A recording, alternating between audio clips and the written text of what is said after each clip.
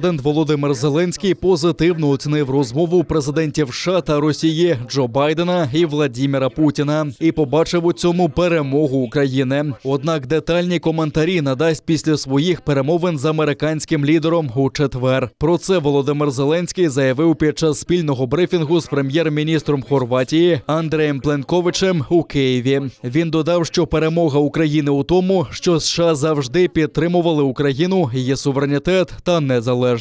В цілому я вважаю, що це позитивно, що президент Сполучених Штатів розмовляв з президентом Російської Федерації. Деталі цієї розмови я б хотів би все ж таки прокомунікувати з вами і прокоментувати завтра, після моєї розмови з президентом Сполучених Штатів Америки.